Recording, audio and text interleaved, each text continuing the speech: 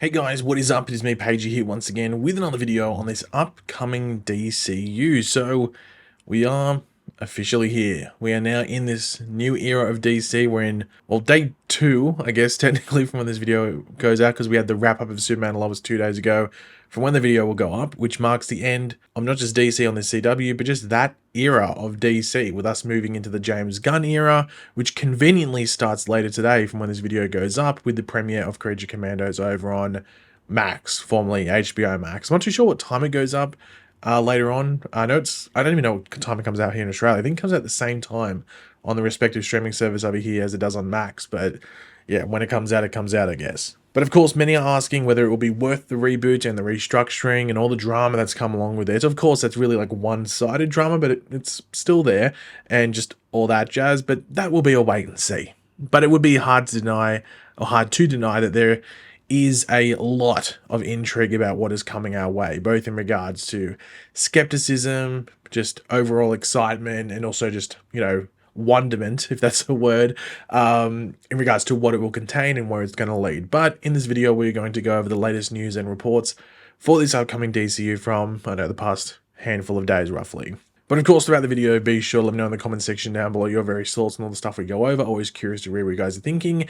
And of course, if you're going to enjoy the video, I want to show you support, drop a like, takes 2 seconds. So the first thing I want to address is like the big question, or the thing that's in the back of people's minds constantly, because it's been talked about a lot, is the Superman trailer, as in James Gunn's Superman.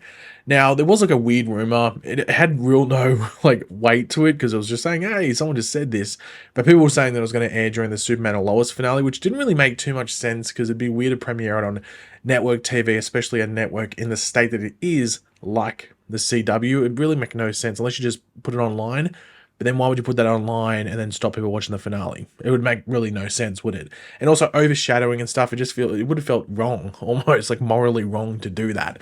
So that really had no weight to it, but it was going around, which I thought was weird. In regards to the release, a lot of people saying it's like the 15th, which I think is like the anniversary or something of the release of Christopher Reeve and his first Superman film back in 1978. I don't know, once again, is it trying to like overshadow it? You're like connecting it to a former thing. Is that the smartest thing to do? People are saying the 12th. People are saying that it could even come out in the next couple of days, because CCXP starts, I think, tomorrow from when this video goes out, or if not today, I'm not too sure. I think tomorrow is like maybe the first official day. So CCXP is starting in the next couple of days. So it feels like Superman's going to have a presence there. Whether it is a trailer or just something there, or even just some merchandise, that's a wait and see. But maybe the trailer comes out there. But I feel like Gunn would advertise it. I feel like they would advertise that the trailer is going to be out in like a couple of days. But maybe that might happen. I'm not too sure. The next thing to talk about is that they did announce that there's going to be an official podcast, which is interesting for DC Studios, where essentially it's like, I guess it's a weekly podcast, and they just talk about maybe like if there's no shows coming out, the comics are coming. But of course, we have Creature Commandos coming out, as I said, later today from when this video goes out. So I'm assuming that Creature Commandos is a part of that podcast for at least the opening like roughly 2 months or something. Then of course it's a break, so I'm assuming that then they maybe dive into some other stuff, or maybe the podcast only goes when a current DC Studios project is airing. That might be the way it goes about things. I'm not too sure. I think DC Universe, the streaming service, had something very similar, but of course that service was fairly short-lived. And obviously didn't really get to jump into too many like projects consistently. So I think this is already something that's been tried on the DC Universe thing, which was essentially run by Warner Brothers TV anyway. So this is just, I guess, a reboot attempt. But yeah, we'll wait and see how it goes. Not too sure on the hosts. Never heard of them. I think one of them is meant to be like a social media person. Never heard of her. And the other guy, I think, just might be like a producer or something like that, who's going to be in the podcast as well. So yeah, we'll wait and see how it is. Like, they play very safe when they pick these, like the people that are going to be like a part of the brand and stuff like that. So they're going to obviously like fall in line stuff, which I would do if I was in that position as well, like picking the people. You wouldn't pick anyone a bit too edgy or controversial and stuff like that. So obviously the hosts are going to play it safe, but it's probably why that it might be someone that you don't recognize if you're wondering like why are these people hosting it. So just in case you were wondering. But in regards to some actual project stuff, not a trailer or goddamn podcast, we've got some stuff with Supergirl Woman of Tomorrow. Rob Hardy has been attached as has been officially confirmed, because I think James Gunn confirmed it as the cinematographer or the director of photography for Supergirl Woman of Tomorrow. Once again, Don't know if they're just going to go with Supergirl and dash the Woman of Tomorrow. I'm not too sure. Yeah, I mean, I'm a big guy on visuals. You know, I just if the story's cool, you know, and then like that's like a side piece, if you know what I mean. So yeah, I'm sure he'll do a good job. I mean, I like Mission Impossible Fallout. I haven't seen Civil War. I've seen Ex Machina. So yeah, they all look good, I guess. Well, at least the first two, because I haven't seen Civil War. Not Captain America Civil War, that Civil War movie that came out like what, last year? Or was it early this year or something like that? But yeah, I'm sure he'll do a good job. Now, we'll talk about Creature Commandos before, of course, it's coming out later today from this video goes up, but reviews, the embargo and stuff broke, or didn't, yeah, well, it just got lifted. Didn't break, no one broke embargo, at least I don't think they did. But the embargo lifted, so a bunch of reviews came out. It was interesting to go through and just see the different ones. If I had to describe the layout, if you want to put it in the reviews, I would say mixed positive. You might be like, what do you mean by that, you idiot? Well, I don't think I saw any negative reviews. I'm sure there is some out there because nothing's perfect, but I just saw it like a very mixed positive. So a lot of the ones I saw range from like 3 to 3.5 stars. So make of that what you will in regards to a rating out of 10. But that was in like a decent amount of places. But then again, I saw a decent, like not a decent as in like majority, but you know, a good amount of places giving it a 4.5. I think I saw, was it comicbook.com gave it 5 out of 5 or 5 stars, I think it was, or something like that. So I'd say like 3 to 3.5 was where I saw a lot of people lie. Probably more leaning towards 3.5, but I did see a good amount of like 4, 4.5, even as I said, like a 5. I think it was comicbook.com that gave it a 5. Could be glazing, most likely is. But I haven't seen it. The first 2 episodes come out later today, so I'll make my mind up. I think I'm going to do a review video on those first 2 episodes, but I don't think I'll do it weekly. I just don't think with half-an-hour episodes and stuff, or not even half an hour, with like what 20-odd minute episodes, it's not worth doing a video every week. It's not enough to talk about. So yeah, I'll review those first 2 episodes, and then when the season's done, I'll probably do a full season review and stuff of the show, because I'm sure it'll be worth talking about. At least I hope it would be. But speaking of Creature Commandos, we'll just talk about the runtimes. We actually have all the runtimes. I think there's only 7 episodes because there's 7 episodes listed here. So episode 1 will have 23 minutes. Episode 2 is 22 minutes. As I said, the first 2 episodes are later today, so you'll have 45 minutes worth of content, which is essentially just an episode of normal television. But anyway, episode 3, 21. Episode 4 is 25 minutes. Episode 5 is 22 minutes.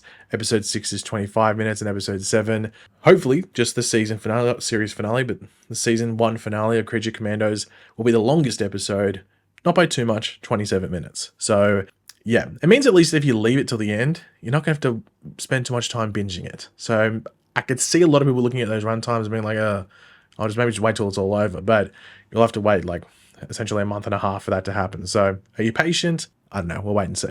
But speaking of Creature Commandos, but also the larger DCU, because it's extending out to other projects, Frank Grillo, who is playing Rick Flag Sr., and is going to be, I guess, the main character in Creature Commandos, and then he's going to be in Peacemaker Season 2 as a side character, and also in Superman in some sort of role. We don't know necessarily how big or small the role is. That's a wait and see. But he had a discussion about the character, his role in the DCU, and also just the all-round of the character. So this is what he said. In Creature Commandos, I've got the uniform. I got the yellow shirt and the hair, and, you know, he's really part of that world. And then in Superman, and even more so in Peacemaker, I take over for Viola Davis, aka Amanda Waller, in what she was the leader of Argus. So now I become almost an administrator. And then in live action, he says, I'm wearing a suit. I go from being boots on the ground, badass, to now being in charge, which enables me then to find out the truth about my son, because now I can see things that I couldn't see before, and it just makes my passion for revenge even stronger. So we already heard that Frank Grillo, or Rick Flag Sr., might I say, played by Frank Grillo, it's almost like a revenge arc in Peacemaker Season 2. Now, a lot of people have been questioning the inconsistency in regards to the animation of Rick Flag Sr. to the live action thing. We've heard the excuse that Frank Grillo couldn't dye his hair grey for the role because he was doing something else at the same time, but then it makes you go, you know, why wouldn't you just change the animation? You know, I saw a wild take actually that the animated Rick Flag Sr. is a self-insert for James Gunn, because it looks like a roided out James Gunn. I think that was the term I saw. Or like, was it roided? Oh, or something like that, like, yeah, or like, you know, geared out James Gunn. As soon as I saw it, I was like, oh, I actually can't I can't unsee that it 100% does. I'm not saying that's the intention, but it's hard to not look at the Rick Flag senior animation in Creature Commandos and not think, oh, that does actually look like James Gunn, doesn't it? Just like as if he's been on some gear or, you know, whatever it is. So, or hit the gym for quite a long time. But in Hollywood, no one hits the gym. It's all gear. So, yeah, it's pretty crazy to look at that. But I don't know, maybe there's a specific thing about I don't think he's going to be the only inconsistent character from animation to live action or vice versa. I'm sure there's going to be liberties taken in regards to changing the looks of characters for whatever reason that might be. And the final thing to talk about is that it looks like Lanterns will be actually filming in California. Though we've been told that the show is going to be filming in Atlanta, it looks like they will be filming some stuff in California, and the actual code name of the show is going to be called Latitude. Now, when I hear California, I hear Lanterns, aka Green Lantern, I'm going to assume that they might be using California and some beaches, even if not maybe some like coastal towns, to fill in for Coast City or locations around where Hal Jordan would live. I'm assuming that's what it's going to be. I might be wrong, but I'm assuming it's going to be for Coast City location filming. Yeah, I think if I had to, if you're like, hey, you got to put $10 on guessing why, I would probably put that because that's the most likely option. It's probably with the lowest odds. So I might be completely wrong. It might be for a different thing in the story, but I would assume it's for something around Hal Jordan, Coast City, whatever it might be. But yeah, guys, thanks for watching. Hopefully you enjoyed the video. If you did, it'd be awesome if you could drop a like and show support. Let me know in the comments section down below your various opinions on everything we went over this video. Always curious to read what you guys are thinking. And of course, if you are new to the channel, make sure to subscribe. And yeah, I'll catch you guys later. Goodbye.